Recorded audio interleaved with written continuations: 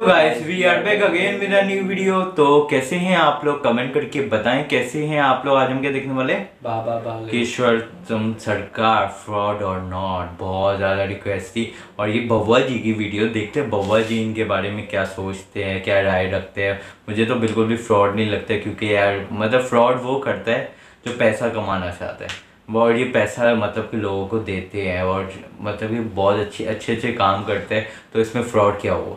चलिए वीडियो देखते हैं इनके बारे में।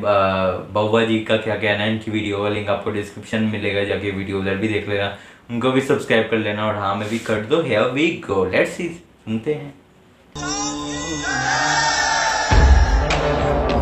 बागेश्वर बाबा दरबार में तकरीबन 10 लाख से ज्यादा लोग पहुंचे। बिहार में बाबा बागेश्वर का दरबार सजा है। बाबा फुल फॉर्म में है बाबा बागेश्वर धाम उर्फ धीरेन्द्र शास्त्री, एक ऐसे नौजवान जिसने आज पूरे हिंदू समाज में हलचल मचा रखी है। उन्हें सुनने वालों की तादाद आज करोड़ों में पहुंच चुकी है। वो जहां जाते हैं वहां लाखों की भीड़ इकट्ठा हो जाती है। वो पटना आए तो वहां 10 किलोमीटर लंबा जाम लग गया।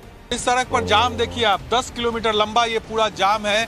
पटना से शुरू होकर ये आगे नौबतपुर का रास्ता है, जहां पर बाबा की हनुमंत कथा जो है वो चल रही है। 4 लाख से ज्यादा लोग उनके पंडाल में पहुंच गए। बिहार ही नहीं, छत्तीसगढ़, झारखंड, आंध्र प्रदेश और यहाँ तक कि नेपाल तक से लोग उनकी एक झलक पाने के लिए पटना के नौबतपुर पहुंच गए। हालत ये हुई कि उन्हें खुद अपील करनी पड़ी कि भैया कृपया टीवी पर ही प्रवचन सुने। इसे आप यूं समझें कि एक कॉमेडियन 2 महीने पहले अपने शो के बारे में लोगों को बताता है, तो भी 500 लोगों का ऑडिटोरियम नहीं भर पाता। इंटरनेशनल क्रिकेट मैच में जहां इतने बड़े बड़े स्टार प्लेयर्स होते हैं, वहां 20-25 हजार से ज्यादा लोग नहीं आ पाते। एक पॉलिटिशियन जिसके पास धन बल बाहुबल सब होता है, उसे भी अपनी रैलियों में भीड़ इकट्ठा करने के लिए लोगों को पैसे बांटने पड़ते हैं। और यहाँ 26 साल के एक कथावाचक को सुनने 4-5 लाख लोग आ रहे हैं। वो लोगों से हाथ जोड़कर गुजारिश कर रहा है कि भगवान के लिए अब और लोग ना आए, हम और लोगों को एडजस्ट नहीं कर सकते। ऐसे में आप ये समझ सकते हैं कि लोगों की नजर में उस नौजवान का क्या स्थान होगा, उसकी दीवानगी क्या होगी, उसे लेकर क्या जुनून होगा। इस सब के बावजूद ऐसे बहुत सारे लोग हैं जो कहते हैं कि पंडित धीरेन्द्र शास्त्री फ्रॉड हैं, धोखेबाज हैं और लोगों को बुद्धू बनाते हैं। तो आज के फनतंत्र के इस वीडियो में हम इसी मुद्दे पर बात करेंगे कि क्या बागेश्वर धाम वाले धीरेन्द्र शास्त्री कोई दिव्य गुरु हैं, पहुंचे हुए संत हैं, या एक फ्रॉड जैसा कि कुछ लोग कह रहे हैं। वीडियो ध्यान से देखिएगा, पसंद आए तो अपने दोस्तों से भी इसे जरूर शेयर करिएगा। शुरू करते हैं। नमस्कार दोस्तों, जय हिंद। मैं हूं रौनक। फनतंत्र में आपका स्वागत है। कुछ रोज पहले मेरे सामने बाबा बागेश्वर के नाम से मशहूर धीरेन्द्र शास्त्री जी का एक वीडियो आया। ये वीडियो उनके इंग्लैंड दौरे का था, जिसमें भीड़ में से एक महिला उनके पास आती है। महिला चेहरे से काफी उदास दिख रही है। वो बताती है कि वो अपने 8 साल के बच्चे को लेकर काफी परेशान है। बच्चा ऑटिज्म से पीड़ित है, ठीक से बोल नहीं पाता। अभी महिला बच्चे के बारे में इतना ही बता पाती है कि धीरेन्द्र शास्त्री पहले से ही पर्चे पर लिखे वो सारे सवाल दिखा देते हैं जो वो महिला पूछने वाली थी। क्या नाम है बालक का? अगमवीर। अच्छा, पढ़ो। बालक बहुत चंचल है, जन्मजात दिक्कत है, हैरान करता, बात नहीं मानता है। बराबर। वो ये भी बताते हैं कि महिला के पति का कारोबार ठप हो चुका है। वो कोई नया बिजनेस शुरू करना चाह रहे हैं, मगर समझ नहीं पा रहे हैं कि क्या करें और किस तरह उन्हें बिजनेस में किसी ने धोखा दिया था। ये सब सुनकर महिला रोने लगती है। उसे लगता है कि उसने साक्षात ईश्वर के दर्शन कर लिए। बिजनेस बंद हो चुका है, जिसकी अर्जी लेकर के आप आई हैं, बालक कंट्रोल हो जाएगा। बात यहाँ भी रुक जाती तो शायद मैं उतना हैरान ना होता, क्योंकि दुनिया में बहुत सारे मेंटलिस्ट हैं जो सामने वाले का चेहरा, उनकी आंखें देखकर बता देते हैं कि वो क्या सोच रहे हैं। मगर इसके बाद जब धीरेन्द्र शास्त्री ने ये बताया कि आपके पति भी साथ आए हुए हैं, मगर इस वक्त वो हॉल के बाहर आपके बच्चे को संभाल रहे हैं, तो ये सुनकर मेरे भी होश उड़ गए। आए भी हैं जी, बाहर खड़े हैं, बच्चा लिए जी, एक छोटा बच्चा लिए खड़े हैं, देख लिया। जी जी मैं। उसके बाद उन्होंने चंद सेकंड ध्यान लगाया और ये बताया कि आपके घर पर एक गुरु की तस्वीर लगी है, मगर वो चटक गई है, उसे आप हटा दें। ये सुनकर वो महिला और उसकी मां श्रद्धा में रोने लगी। आपके यहाँ कोई गुरु का चित्र रखा है? जी जी जी रखा है। वो चटक गया है, चटक गया है जी, उसको अलग कर दो। अच्छा जी जी, पर पड़ा है जी जी जी। अच्छा, हम सब जानते हैं कि ऐसे कई बाबा हैं इस देश में जो इस तरह के स्टेज चीजें करके लोगों को मूर्ख बनाते हैं, खुद में जादुई शक्तियां होने का दावा करते हैं। मगर जब मैंने धीरेन्द्र शास्त्री का ये वीडियो देखा, उसमें उस महिला के आंसू देखे, उस महिला की मां का रोना देखा, तो कहीं से ये नहीं लगा कि ये सब स्टेज है। इसी तरह के एक और वीडियो में जो ऐसी घटनाओं को नाटक बताते हैं, धीरेन्द्र शास्त्री ने पहले से कागज पर लिखकर कुछ सवाल रखे और वहां बैठे एक पत्रकार को कहा कि वो पूरे पंडाल में जिसे चाहे बुला ले, यहां मैंने जो सवाल लिखे हैं वो उसी के होंगे।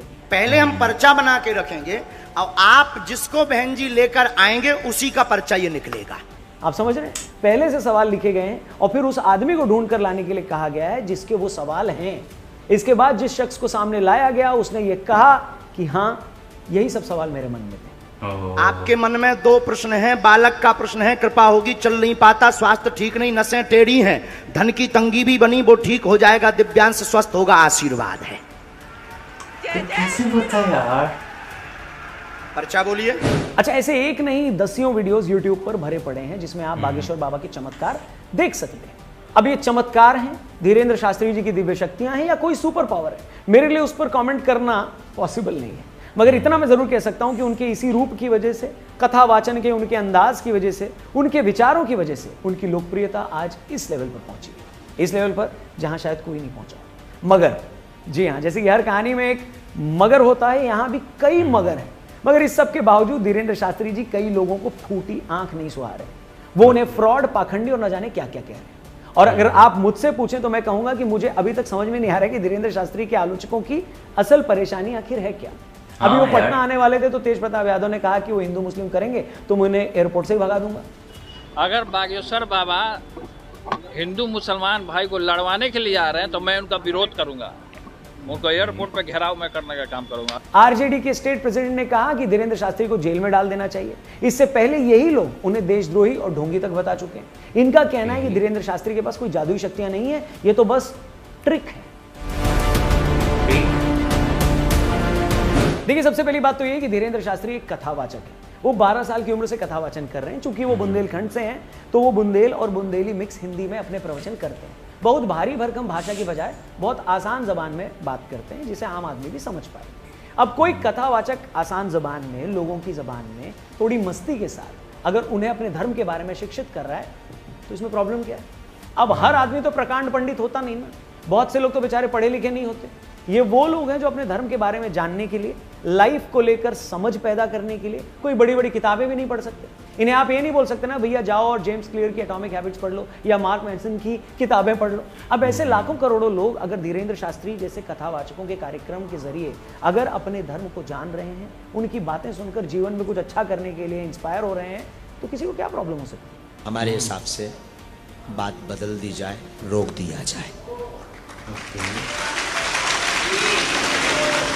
इन लाखों करोड़ों लोगों में से कई ऐसे भी लोग हैं जो इस तरह के भागवत कार्यक्रमों में आकर मुफ्त का लंगर भी खाते हैं, वहां कुछ घंटे ठहर पाते हैं। ये वो लोग हैं जो जीवन में बदलाव के लिए, कुछ नयापन लाने के लिए हजारों रुपए खर्च करके कहीं घूमने नहीं जा सकते।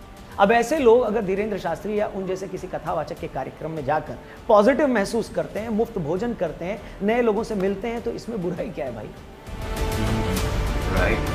अच्छा, कई लोग कहते हैं कि पर्ची में पहले सवाल लिखने का मतलब ये नहीं है कि उनमें कोई दिव्य शक्ति है। मैं कहता हूं चलो नहीं है, लेकिन इससे प्रॉब्लम क्या? मतलब बात तो ये है ना कि जो आदमी उनसे सवाल पूछने आया है उसको कोई सोल्यूशन वो बता रहे हैं या नहीं। अगर सवाल पूछने वाला धीरेन्द्र शास्त्री के जवाब से संतुष्ट है और उनकी बात मानकर अगर उसका लाइफ चेंज हो रही है, उसका जीवन बदल रहा है, उसे जिंदगी में कुछ नई प्रेरणा मिल रही है, तो फिर किसी को इस बात से क्या मतलब है कि धीरेन्द्र शास्त्री ने उसके मन की बात कैसे जानी? रांडा बर्न की बेस्ट सेलर किताब सीक्रेट में एक बात बार बार दोहराई गई है और वो है फेथ यानी भरोसा। किताब में बार बार कहा गया है कि जो आप चाहते हैं उस पर भरोसा रखिए, विजुलाइज करें कि वो आपको मिल गया है, ऐसा मानकर मेहनत कीजिए और एक दिन वो आपको मिल भी जाएगा। ये बात तब भी लागू होती है जब हम किसी डॉक्टर के पास जाते हैं। हमें भरोसा होता है कि डॉक्टर के पास आ गए हैं तो ये मुझे ठीक ही कर देंगे। और जब आप किसी धार्मिक व्यक्ति से मिलते हैं तब भी यही भरोसा सबसे ऊपर होता है। ये जो पर्चा है, हमने उनको कुछ भी नहीं बताया है, उन्होंने सब कुछ खुद ही लिखा है। उन्होंने लिखा हुआ है कि आपके हस्बैंड का काम पूरा होगा ही। विश्वास है आपको? विश्वास है, डेफिनेट। अगर धीरेन्द्र शास्त्री किसी के मन की बात जानकर उसे पहले लिख लेते हैं और फिर उस शख्स को दिखाते हैं कि देखो मैंने पहले ही लिख लिया था, तो ऐसा करके वो उस इंसान का भरोसा ही तो जीतते हैं और वो इंसान भी उन पर भरोसा करता है। और इसी भरोसे को रखकर जब वो उनके बताए गए उपायों पर अमल करता है तब उसे रिजल्ट भी मिलता है। और रिजल्ट मिलता है, लोगों को मिल भी रहा है, तभी तो हर दिन उनको मानने वालों की तादाद लाखों में बढ़ती जा रही है। वरना तो मोहल्ले में एक परचून की दुकान भी ठीक से अगर सामान न देना तो एक आध बार के बाद तो लोग भी वहां जाना बंद कर देते हैं। यहाँ तो हम फिर भी एक चमत्कारिक शख्स की बात करें। तो असल मुद्दा ये है ही नहीं, इस बात से कोई लेना देना ही नहीं कि धीरेन्द्र शास्त्री दिव्य पुरुष हैं या कौन में। दिक्कत है उनकी पॉपुलैरिटी। दिक्कत है कि सनातन धर्म की बात करने वाला इतनी तेजी से ऊपर उठ गया। बहुत अफसोस के साथ ये कहना पड़ रहा है कि इस देश और देश के बाहर एक ऐसी लॉबी है जो हर उस आदमी को बदनाम करना चाहती है जो सनातन की बात करता है। ये वो लोग हैं जिन्हें लगता है कि अगर हिंदू धर्मगुरु कथावाचक को बदनाम करोगे, उनकी क्रेडिबिलिटी को खराब करोगे, तो हिंदू धर्म अपने आप ही बदनाम हो जाएगा। वरना क्या जादू टोने के नाम पर लोगों को मूर्ख बनाने वालों की कमी है? और किस धर्म से ऐसे फ्रॉड लोग नहीं हैं? अब ऐसे टोटकों से शर्तिया इलाज करने वालों के अखबारों में विज्ञापन पढ़ लीजिएगा, उन अखबारों में उन लोगों के नाम भी पढ़ लीजिएगा, और फिर पता चल जाएगा कि सबसे ज्यादा कौन ये काम कर रहा है। मगर जैसा कि मैंने कहा, इन लोगों को किसी धार्मिक आदमी के फ्रॉड और ढोंगी होने से कोई लेना देना नहीं। इनकी तकलीफ तो बस सनातन की बात करने वाले एक यंग हिंदू की जबरदस्त पॉपुलैरिटी से, ऐसी लोकप्रियता जो हाल के सालों में किसी को नहीं। देखिए, यह भी सच है कि बहुत सारे लोग धर्म की आड़ में गलत काम करते पाए गए हैं। इनमें बाकी धर्मों के साथ कई हिंदू बाबा भी रहे हैं। मगर यह भी सच है कि अगर ऐसे 2, 4, 5, 6 लोग हुए भी हैं, तो इसका मतलब ये नहीं है ना कि जो भी धर्मगुरु या कथावाचक धर्म प्रचार कर रहा है वो फ्रॉड ही है। जनता की खुद की अपनी एक अंडरस्टैंडिंग होती है, और ऐसे लोगों से जुड़े उनके खुद के एक्सपीरियंसेस होते हैं, निजी अनुभव। और लोगों के लिए हर बात से ऊपर होता है उनका निजी अनुभव, उनका खुद का एक्सपीरियंस। मगर जैसा कि मैंने कहा, कुछ लोगों को इससे कोई लेना देना नहीं। उन लोगों के लिए हर हिंदू संत फ्रॉड है, उनके लिए धीरेन्द्र शास्त्री भी धोखेबाज है, उनके लिए गुरुदेव श्री श्री रविशंकर जी भी नकली हैं, और सदगुरु के खिलाफ एजेंडा चलाना तो इन लोगों का फेवरेट टाइम पास है। इसलिए ऐसे लोगों पर ध्यान मत दीजिए। तो देखिए, भरोसा तो अगले पल का नहीं होता, गारंटी तो हम अपनी खुद की नहीं ले सकते कि कल क्या करने वाले। लेकिन ये भी सच है कि दुनिया तो चलती भरोसे पर ही है। तो आप भी भरोसा रखिए, इंसान को नहीं, उसकी बात को पकड़िए। बात अगर धर्म की है, समझ में आ रही है, तो फौरन लाइफ में इंप्लीमेंट करिए, उसे उतार लीजिए जीवन में। बात कहने वाला अगर कल को गलत भी साबित हो जाए, लेकिन आपने उसकी कही बात अगर पकड़ ली और उससे कुछ सीख लिया, तो जो एक्सपीरियंस होगा ना, वो आपसे कोई नहीं छीन पाएगा। और यही सबसे बड़ी बात है, इकलौती बात है। फिलहाल आज के फनतंत्र में इतना ही। ये वीडियो, ये बात अगर आप... हाँ यार, मुझे सही लगी है। और क्या कहना चाहेंगे आप? बहुत अच्छी थी वीडियो। आप हैरान हुए उनको कैसे पता चल जाता है। आप मिलना चाहोगे उनसे? आप लोग कमेंट करके बताना कौन मिला हुआ है, कौन मिलना चाहते हैं। और मतलब कि इनकी वीडियो का लिंक डिस्क्रिप्शन में, इनको भी सब्सक्राइब कर लेना। मेरे फेवरेट है, क्योंकि बब्बा जी पतन कब से सुन रहा हूँ इनको, और मतलब मैं बहुत पुराना फ़ैन हूँ उनका। और मज़ा आ गया वीडियो सुन के। और मतलब कि बहुत अच्छे काम करते हैं, तो इसमें बुराई क्या है? अगर फ्रॉड करना है तो वो पैसे खाएंगे ना, वो पैसे नहीं खा रहे, तो इसमें बुराई है ही नहीं कोई।